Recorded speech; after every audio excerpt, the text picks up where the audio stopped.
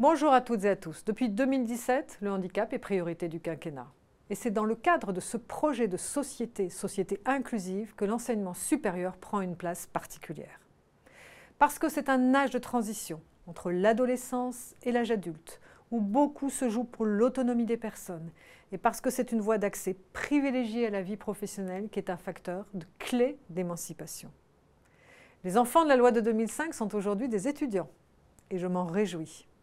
Cela se traduit concrètement par la présence beaucoup plus importante des étudiants en situation de handicap dans nos systèmes d'enseignement supérieur.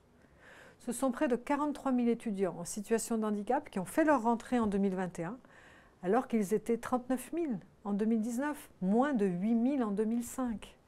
Aujourd'hui, c'est tout l'enseignement supérieur qui est en transformation pour permettre aux étudiants en situation de profiter pleinement des apprentissages et de vivre leur vie d'étudiant dans tous ses aspects. Pour accompagner et accélérer ce changement, nous nous appuyons sur un comité national de l'université inclusive, université pris au sens enseignement supérieur, auquel participent les associations expertes, au nombre desquelles, bien entendu, la FEDE, 100% en dynamique, mais aussi le CNCPH, Conseil national consultatif des personnes handicapées. Dans ce cadre, 2 groupes de travail ont d'ores et déjà été lancés. L'un sur la transition entre enseignement scolaire et enseignement supérieur, et l'autre sur l'accessibilité globale.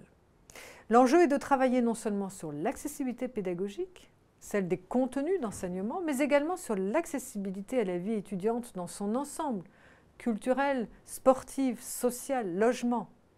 Ces 2 axes, je le sais, vous concernent tout particulièrement. Le premier, notamment à travers le programme PHARES, P-H-A-R-E-S.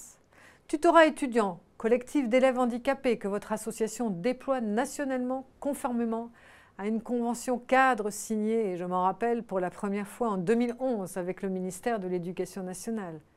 Vous avez voulu ainsi, dès votre création, encourager les élèves du secondaire à porter leur ambition au plus loin de leur potentiel, à travers des séances les aidant à mieux se projeter dans l'enseignement supérieur, à développer des compétences transversales qui leur seront très utiles. Cette pédagogie de développement personnel présentant le même intérêt pour des élèves n'ayant pas les mêmes perspectives d'études, c'est très volontiers que dans le cadre de mes engagements associatifs, j'ai voulu soutenir la création en 2016 de votre programme Fratrie, cette fois destiné aux dispositifs dédiés aux élèves ayant des besoins éducatifs particuliers. Et je me félicite de constater qu'après quelques années d'expérimentation francilienne probante, l'ESSEMAGE est désormais engagé sur l'ensemble du territoire national. Le second axe d'accessibilité universelle est bien sûr au cœur de votre démarche, pour une même participation des étudiants à la vie sociale, sportive, culturelle, gage d'épanouissement et de réussite. Je salue les valeurs qui vous guident pour y contribuer. L'émulation entre jeunes, handicapés ou non, l'autonomie et l'empowerment des jeunes en situation de handicap, l'engagement bénévole pour une société inclusive. Vos groupes thématiques d'entraide, vos programmes de mentorat et de parrainage, parfois entre pairs en situation de handicap, vos formations de bénévoles, toutes ces actions dans lesquelles ces valeurs se conjuguent retiennent, vous le savez, tout l'intérêt du gouvernement. C'est ainsi que vous avez légitimement su convaincre les ministères en charge de la jeunesse, de l'éducation nationale et de l'enseignement supérieur de soutenir leur mise en œuvre. Ils sont comme moi, convaincus que c'est bien là la voie à suivre pour établir les fondements d'une culture inclusive qui doit irriguer la société entière, et ce, dès le plus jeune âge. Le lancement en avril de votre label Association étudiante 100% en dynamique pour une société inclusive, auquel ma collègue Frédérique Vidal, ministre de l'Enseignement supérieur, de la Recherche et de l'Innovation, a apporté son haut patronage, constitue, à n'en pas douter, un outil supplémentaire pour y parvenir.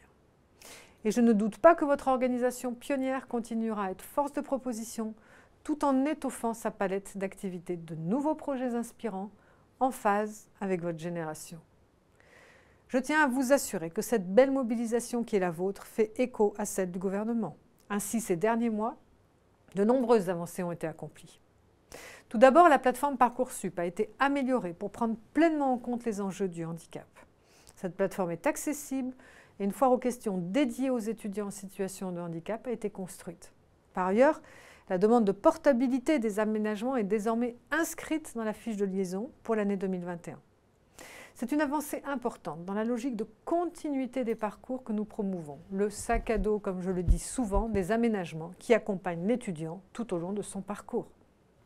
En parallèle, la professionnalisation des acteurs de l'accompagnement se poursuit avec à ce jour 85 établissements dotés d'un référent pour le handicap. Une mission d'inspection sur le parcours des étudiants sourds est également lancée pour comprendre les difficultés spécifiques rencontrées par ce public. La mobilité internationale reste un des sujets majeurs. L'enjeu est tout simplement de permettre aux étudiants en situation de handicap d'accéder, comme tous les autres, à l'expérience des études à l'étranger, qui sont une chance de s'ouvrir à d'autres cultures, d'autres langues, d'autres regards, et pour moi un atout décisif pour l'insertion dans l'emploi.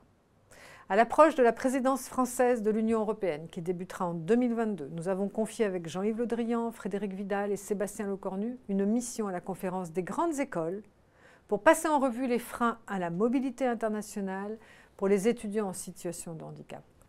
Les propositions émises sont actuellement à l'étude et je me suis engagée pas plus tard que la semaine dernière au Portugal que les ambassades puissent porter leurs référents handicap et nous allons avancer très vite là-dessus. La présidence française constitue une opportunité de faire progresser ce sujet.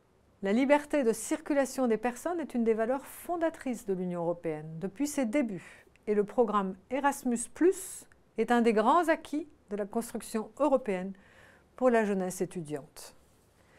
Si l'accès pour tous à l'enseignement est notre préoccupation, c'est parce qu'il est un des leviers pour favoriser l'accès à l'emploi. À cet égard, la 25e édition de la Semaine pour l'emploi des personnes handicapées qui vient de se dérouler vous a été consacrée à vous, les jeunes en situation de handicap, en cohérence avec le plan gouvernemental France Relance, car vous êtes la priorité de la relance. Plus d'1 million d'offres d'emploi ne sont pas pourvues actuellement. Ce contexte est une chance pour la jeunesse, pour toute la jeunesse. Votre situation de handicap ne doit pas être un frein à vos rêves, à vos aspirations, à vos ambitions. Le gouvernement a mis dans le cadre du plan de relance des aides, elles produisent leurs effets. Ils sont de plus en plus nombreux, ces employeurs, qui ont bien compris qu'avoir des salariés qui sont représentatifs de la diversité de la société est une richesse pour une entreprise. Mais vous savez ce qu'ils me disent? Ils ne trouvent pas de candidats en situation de handicap, alors qu'ils se sont engagés pour cette insertion professionnelle en se donnant des objectifs de recrutement. Mais pourquoi? Parce qu'un certain nombre de personnes, dont beaucoup de jeunes, ne font pas leur reconnaissance administrative ou encore n'osent pas faire part de leur situation quand ils sont en entretien. Votre handicap n'est pas ce qui vous définit. Vous êtes avant tout un candidat qui a des compétences à faire valoir face à une offre d'emploi. Mais pourquoi devrait-on passer sous silence systématiquement cette situation de handicap quand on est en entretien de recrutement, alors que certains d'entre vous pourraient bénéficier de la compensation nécessaire pour travailler dans de bonnes conditions, alors que d'autres pourraient éviter de surcompenser, voire de cacher leurs besoins à leurs collègues, mais surtout qu'un certain nombre d'employeurs portent des politiques volontaristes autour de la diversité en général et du handicap en particulier. Chacun est libre de sa posture, mais je reste convaincue que c'est en parlant du handicap qu'il cessera d'être un sujet tabou. Il faut donner davantage la parole aux employeurs et aux personnes et montrer concrètement que l'emploi des personnes handicapées, c'est possible et surtout, c'est souhaitable. Je vous invite à vous renseigner sur l'entreprise dans laquelle vous postulez. A-t-elle une mission handicap, un référent handicap? Participe-t-elle déjà au DUOD? Dès le début de l'année prochaine, vous pourrez trouver ces informations sur un outil, une plateforme numérique très facile, un baromètre emploi handicap. Et vous verrez comment les entreprises, sur la base du volontariat, afficheront leur engagement. Vous pourrez ainsi oser faire part de votre situation de handicap si vous le souhaitez. Parce qu'en 2021, il est temps de libérer la parole. Pour reprendre les mots de Soumaya, jeune étudiante en alternance, porteuse de troubles du spectre de l'autisme et de son employeur, le handicap, c'est pas compliqué quand on en parle. La Fédé 100% en dynamique prend, je le sais, toute sa part dans cet enjeu. Votre engagement, dès votre fondation pour déployer les forums de recrutement, handicapés dans l'enseignement supérieur est une belle preuve. Celui de la première heure en faveur du DUOD et la croissance significative d'année en année du nombre de duos établis par vos soins en est une autre. En mobilisant la jeunesse pour conforter, comme vous le faites, le parcours de formation jusqu'à l'emploi des jeunes handicapés, votre association tient une place toute particulière. et préfigure à travers la sociabilité qui unit vos membres la société inclusive vers laquelle nous voulons tendre. Je me réjouis que le CNCPH ait su discerner dès son installation toute votre valeur en offrant à la seule organisation de jeunes qui le compose de rejoindre son comité de gouvernance. Je sais votre impatience à favoriser en son sein une participation plus significative encore des personnes en situation de handicap aux travaux du Conseil et je ne doute pas que vos prescriptions en ce sens retiendront l'attention du groupe de travail dédié à cette mission. Vous remerciant de ce que vous êtes, je ne doute pas que vous parviendrez à faire rayonner, comme vous l'ambitionnez, votre démarche essentielle et singulière au plan international. C'est confiante dans votre capacité à rester une précieuse source d'inspiration pour que la société française reflète toujours davantage les attendus de la Convention internationale du droit des personnes handicapées, ratifiée l'année de votre création, que j'adresse à la Fédération 100% en dynamique tous mes vœux de succès pour la décennie à venir et vous souhaite très chaleureusement un joyeux anniversaire. Car quand les enjeux du handicap progressent, c'est toute la société qui avance.